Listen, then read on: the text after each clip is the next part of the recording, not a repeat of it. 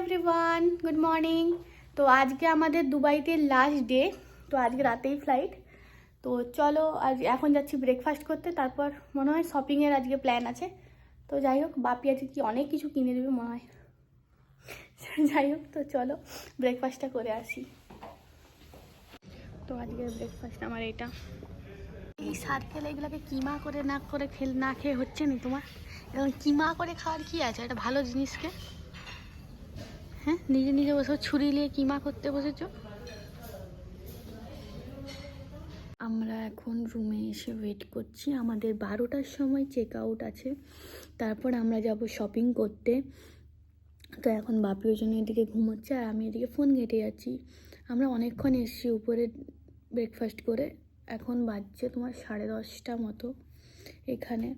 তো 12টায় বেরোবো, তো চলো একদম বেরিয়ে আমি তোমাদের সঙ্গে কথা বলবো। ফাইনালি আমরা লাগেজপত্র নিয়ে বেরিয়ে গেছি। ফাইনালি এখন 12:30 বাজছে, অলরেডি বাসে উঠে গেছি। এখন যাবো শপিংয়ের জন্য, তারপর লাঞ্চ, তারপরে যা যা হয় অ্যাক্টিভিটি তোমাদের সঙ্গে শেয়ার করবো। আজকেই আমাদের লাস্ট ডে দুবাই। লাস্ট টাইমের মতো দুবাই ফ্রেম দেখে নিলাম। Bye bye Dubai.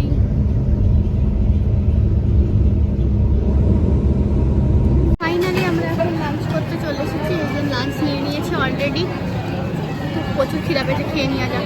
ফাইনালি আমাদের লাঞ্চ হয়ে গেছে, এখন জাস্ট বসে আছি। আমি আগেও একটা কথা বলেছিলাম যে আমরা সত্যি ডিনার আর ব্রেকফাস্টের থেকে লাঞ্চটা সত্যি আমার খুব ভালো লেগেছে, মানে দুর্ধর্ষ লেগেছে। আমার ব্রেকফাস্টটা অতটাও ভালো লাগেনি, তাই আমি কম কম খেয়েছি। ডিনারটাও সেম, বাট লাঞ্চ প্রত্যেক দিনের লাঞ্চ সলিড খেয়েছি। মানে এত ভালো খাবার, মানে দুবাইতে বসে এত সুন্দর ইন্ডিয়ান খাবার খাওয়া সলিড, খুব সুন্দর। তো ফাইনালি বেরিয়ে গেছি।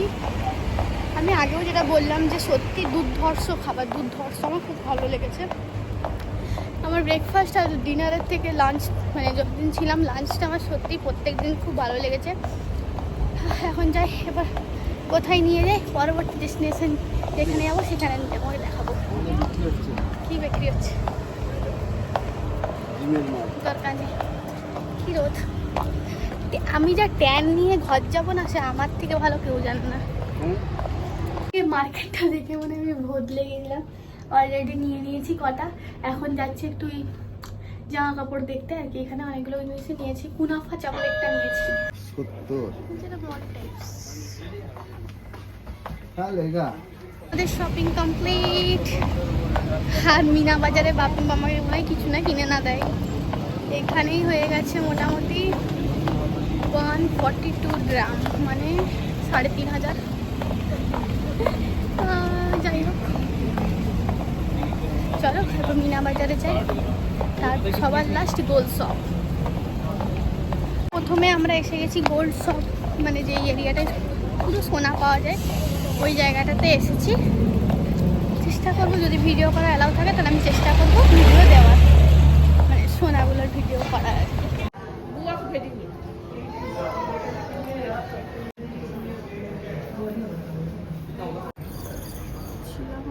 এই শপটাতে এখন চারদিকটা ঘুরে দেখছি।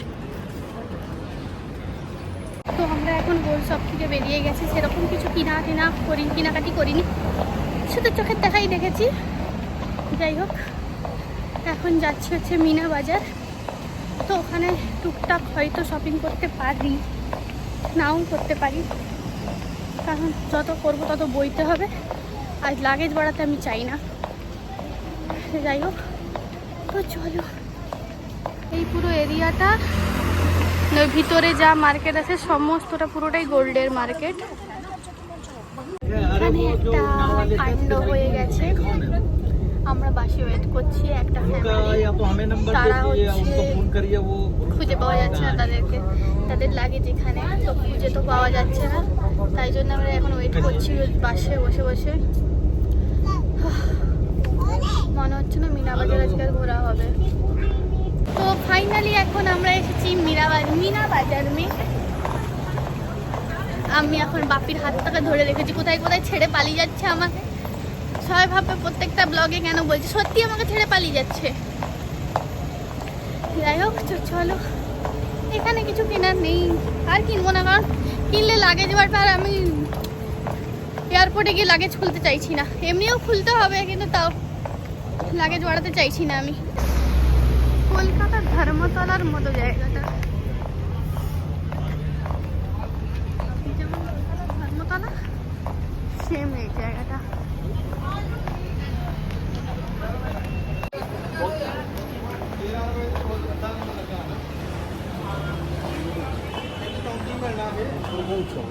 একটা মলে ঢুকেছি, বাস চকলেটের খাজানা, চকলেটের ফুল খাজানাতে, খেজুর এক গাদা, এখানে পুরো চকলেটের খাজানা।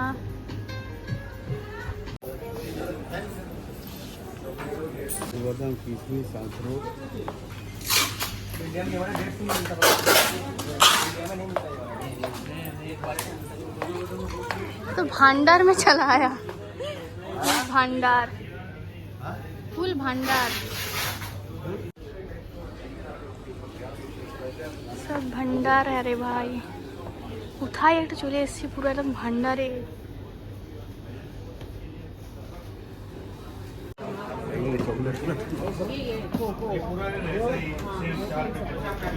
সারাদিন বেরিয়ে মুখের অবস্থা পুরো কালো, যেন চকলেটের ভান্ডার থেকে বেরিয়ে এলাম।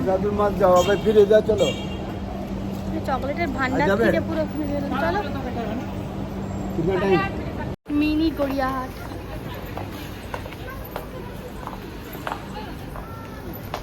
সিরিয়াসলি চলতে চলতে পা ব্যথা হয়ে গেছে। আমাদের ফ্লাইট হচ্ছে 2টোর সময় রাত্রি, এখানে রাত্রি 2টো মানে ওইখানে 3:30 ইন্ডিয়াতে। সারা রাত আমার অবস্থা যে ঢিলা হয়ে যাবে। যাই হোক, ছোবড়ার অবস্থা অলরেডি উল্টে গেছে, কিছু করার নেই আর। এটা পুরো কলকাতার ধর্মতলা, আমার তো ওরকমই লাগছে, শুধু রাস্তাঘাট একটু পরিষ্কার। এই যা দেখতে পাচ্ছি না বলে এই সামনের এই দোকানটার একটা ওয়াইফাই পেয়েছি, যেটাতে আমি এখন নেটে ভিডিও দেখতে পাচ্ছি। আমি যেখানে যাচ্ছি আমি ওয়াইফাই খুঁজছি, জানি বিদেশে কোথাও না কোথাও ফ্রি ওয়াইফাই পাবোই। তো ফাইনালি আমরা এখন বাসে উঠে পড়েছি। এরপর যাবো ডিনার করতে, তারপরে যাব হচ্ছে এয়ারপোর্ট দিয়ে দুবাই। সপ্তাহ এখানেই শেষ হয়ে যাবে আমাদের। তো আশা করছি তোমাদের দুবাইয়ের ভিডিওগুলো ভালো লেগেছে, যতটুকু চেষ্টা করেছি। বাকি আমি চেষ্টা করবো ছোটো ছোটো ক্লিপ হয়ে আমি শর্টসে দিতে। হ্যাঁ, তোতলে গেছি, তোতলাচ্ছি, প্রচুর তোতলেছি আমি এবারে এই ব্লগগুলোতে, আমি জানি। তো যাই হোক, তো চলো এখন ডিনার করতে যাই। ডিনারটা প্রচুর খিদা পেয়ে গেছে, প্রচুর কথা বলতে পারছি না। তো ফাইনালি আমরা এখন ডিনার করতে, ফোনে চার্জ নেই, ব্যাটারিটা আমি করে রেখেছি। তো ডিনার করে সোজা এয়ারপোর্ট। একটু মনটা খারাপ লাগছে। লোকেশন আজকে ব্যাক ক্যামেরা করতে, দুবাইয়ের লাস্ট ডিনার লোকেশন, যেটা অসাধারণ একটা বাঙালিয়ানা দিয়ে ডেকোরেশনটা করা আছে। তো হচ্ছে ডিনারটা করেছি অনেকদিন পর, রাতে ডিনার এত সুন্দর করলাম। ওয়াশরুমে আমি খাওয়া শুরু করি, আর পাচ্ছি না। তো ফাইনালি আমাদের ডিনার কমপ্লিট। এরপর আমরা যাবো এয়ারপোর্ট। চলো এয়ারপোর্টে গিয়ে সব চেকিং করে যে ব্লগটা এন্ড করবো আজকের মতো। নাহলে কালকে সকালে ব্লগটা এন্ড করলেও হয়, সেটা কোনো ব্যাপার না। তো চলো, আমরা আজকে ডিনার করেছি ঠিক দুবাই ফ্রেমের অপোজিটে। এটা খুব সুন্দর একটা খাবার খেয়েছি আজকে। এই বলছিলাম যে হচ্ছে আমি হচ্ছে লাঞ্চ খুব ভালো খেয়েছি, আজকের ডিনারটাও খুব সুন্দর ছিল। মানে এতদিনের মানে এই ডিনারটা প্রথম আমার খুব ভালো লেগেছে। না, বাকি দিনের লাঞ্চগুলো তো দুর্ধর্ষ ছিল। মানে বুর্জ খলিফা আর এই যে দুবাই ফ্রেম দুটো। ফাইনালি এয়ারপোর্ট চলে এসেছি। শান্তি লাগছে, এবার ওয়াইফাই পাবো ওই জন্যই, নাহলে নেট ছাড়া ফোন দেখা যায়, ফোনটা অচল। কি বিরক্তকর একটা, মানে ট্রিপটা যতটা মজাদার হয়েছে ততটাই আমার মন খারাপ হয়েছে নেট নিয়ে।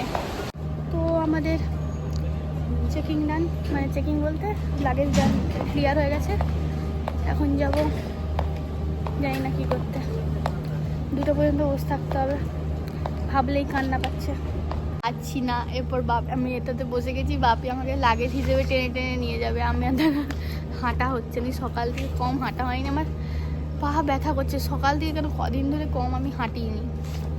একটা মানুষ সারাদিন ল্যাদ খেয়ে পড়ে থাকলে, উফ, সারাদিন ল্যাদ খেয়ে পড়ে আছি, তাকে যদি ডেলি ডেলি হাঁটানো হয়, তার যেরকম অবস্থা হয় সেটা হচ্ছে আমার অবস্থা। এখন বাপি ঠেলে ঠেলে নিয়ে যাবে, আমি পারবো না।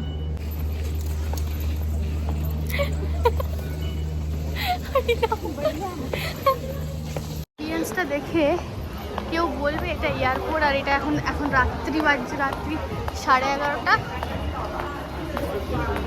আর 11:30 থেকে বড় কথা, এটা কেউ দেখে বলবে না এটা এয়ারপোর্ট বলে। দেখে পুরো মল লাগছে, এটা এয়ারপোর্ট বলে। সিরিয়াসলি আমি আর সত্যি হাঁটতে পারছি না, আমি আর হাঁটতে পারছি না, পাগুলো আরাম পাচ্ছি না।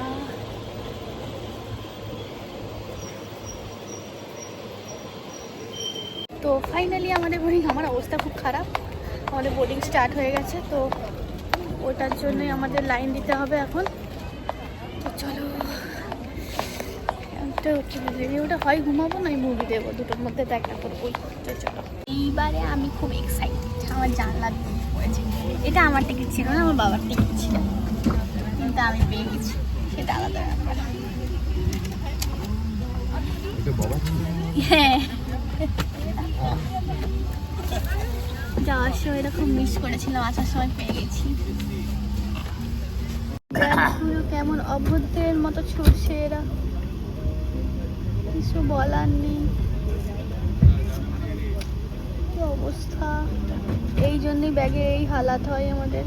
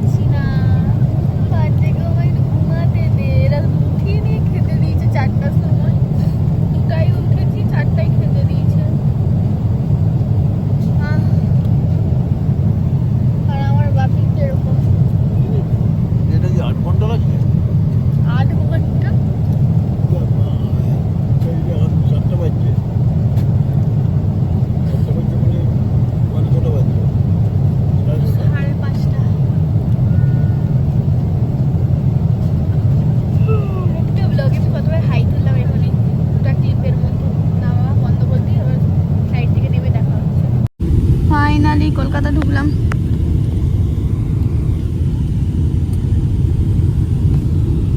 তো ফাইনালি আমরা এখন পৌঁছে গেছি, লাগেজ নেওয়া সব কিছু কমপ্লিট, এখন শুধু ওয়েট করা পালা মাদের আসার, তাহলেই আমরা বেরিয়ে যাব। ফাইনালি ল্যান্ডিংয়ের 1 ঘন্টা, সব কিছুর 1 ঘন্টা পর আমরা এখন এয়ারপোর্ট থেকে বেরোচ্ছি, কারণ মাসিরা আসতে লেট করেছে। বড্ড বাজে জায়গা নয়, সরি ট্রলিটা মনে যা।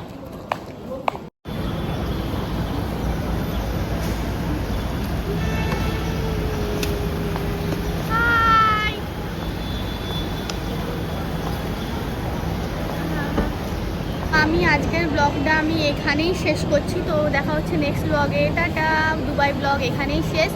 যদি কলকাতায় আজকে কোথাও ঘুরি সেটা আলাদা ব্লগ করবো, বেশিটা টানবো না, কারণ অনেকটা টানা হয়ে গেলে ব্লগটা অনেকটা হয়ে যাবে।